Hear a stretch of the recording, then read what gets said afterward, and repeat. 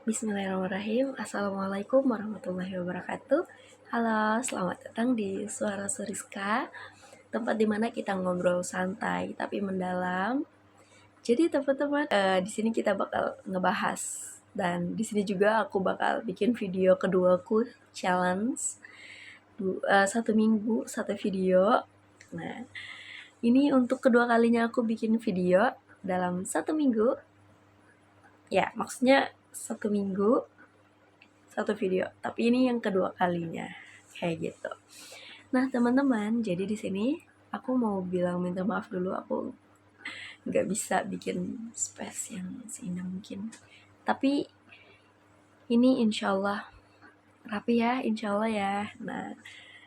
Nah teman-teman, jadi di sini aku mau ngebicarain tentang malas dan jangan mendengarkan orang lain. Jadi gini, pertama aku mau langsung bahas malas. Kenapa aku di sini langsung bahas malas? Karena jadi ada satu cerita, aku ini gak mau bikin video ini lagi, tapi aku udah punya janji yang sangat besar dan dilihat sama teman-temanku. Teman-temanku aku juga tahu aku bikin janji. Nah, jadi aku harus menuntaskan janji aku ini.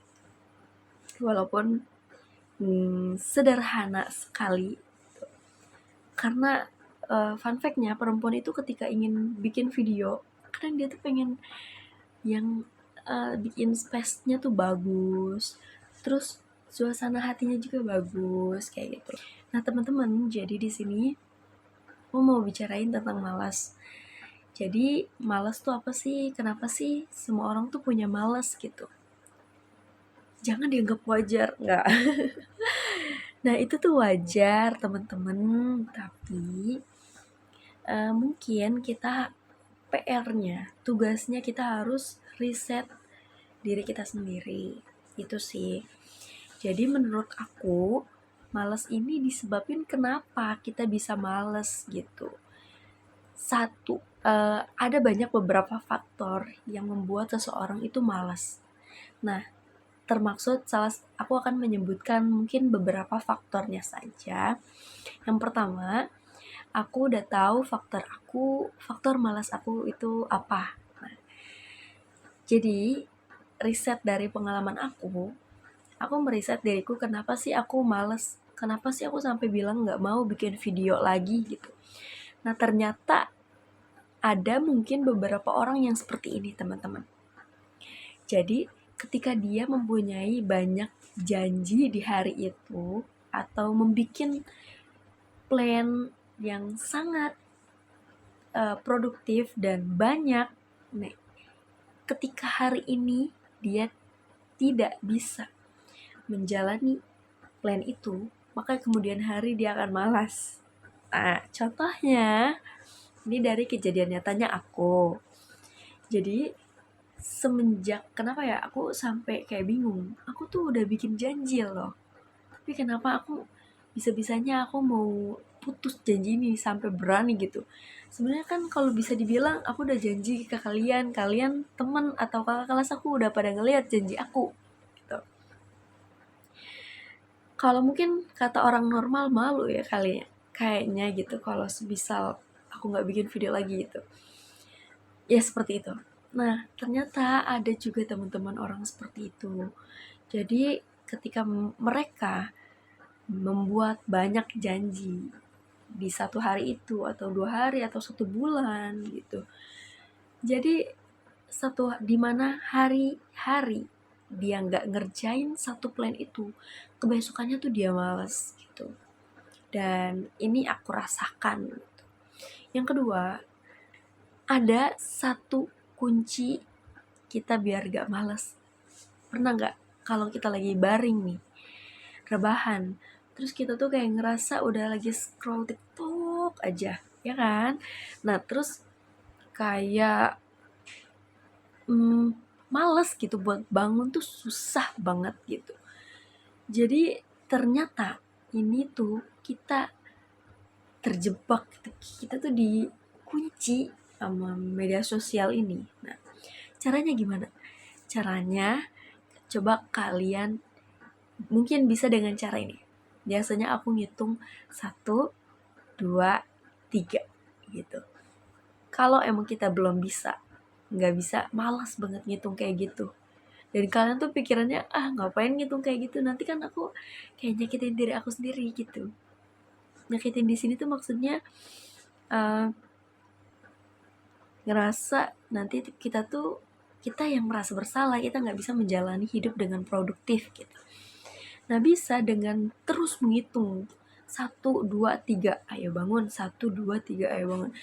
Nah, seperti itu teman-teman. Atau kalian bisa pakai cara ini. Ketika bangun, kalian nggak megang HP, tapi kalian kerjain 3 hal, dan ini udah banyak yang dibahas sama influencer yang udah hebat-hebat ya tentunya. Dia membahas bahwa kita bangun tidur itu kita harus ngelakuin 3 hal. 1, misalkan aku mau minum sesudah tidur, sesudah bangun tidur minum. Terus aku mau sikat gigi. Terus yang ketiga aku mau wudu. Itu lakuin. Ketika kita udah bikin promise gitu ya, 3 hal kecil bangun tidur, itu selanjutnya kita bakal terpancing untuk bisa melakukan hal yang lain teman-teman. Kayak gitu. Oke, tadi 1 kasus dan beberapa faktor udah aku bahas dan tidak terasa udah 7 menit. Jadi aku langsung next. Let's move on to the next topic. Nah, jadi untuk yang kedua topik ini aku akan ngebahas jangan dengerin kata orang lain. Tapi kedengerannya kayak kan kita tuh sebagai manusia harus bisa mendengarkan orang lain gitu. Tapi ternyata gak selamanya kita harus mendengarkan apa kata orang lain. Kita harus punya pendiriannya sendiri teman-teman ternyata ya. Untuk apa? Untuk membangun jati diri kita yang mandiri dan yang berpegang teguh untuk diri kita sendiri. Jadi ketika ada orang lain, misalkan temen ngasih saran kayak gini, ya sekali 2 kali. Tapi kalian tidak boleh berkegantungan dengan saran itu gitu. Kenapa? Karena nanti tanpa kita sadari, kita membentuk jati diri kita yang sangat berfokus satu arah gitu. Jadi ngedengerin kata orang lain. Misalkan kalian minta rekomendasi, baju gue ini bagus nggak? Kerudung gue miring atau enggak ya? Gitu. Nah, pasti kalau kalian udah tahu jawaban dari teman kalian, pasti kayak ya bener realitanya itu miring gitu. Karena muka kita nggak simetris. Tapi kalau itu bikin kalian nggak pede, coba stop nanya kayak gitu. Udah kayak lanjut aja gitu. Nggak usah nanya ke mereka pendapat mereka. Kalau kita udah tahu jawabannya, kita nggak usah nanya lagi. Nanti bikin kita repot sendiri. Kita yang mikirin gitu. Kita nggak percaya diri. Ya udah, kalau satu hal kalian udah tahu pasti jawaban itu dari teman kalian, nggak usah ditanya lagi. Tuh, biar kalian koreksi diri kalian sendiri dan biar koreksi diri sendiri aku juga gitu. Nah, seperti itu teman-teman. Jadi nggak kerasa udah mau 10 menit.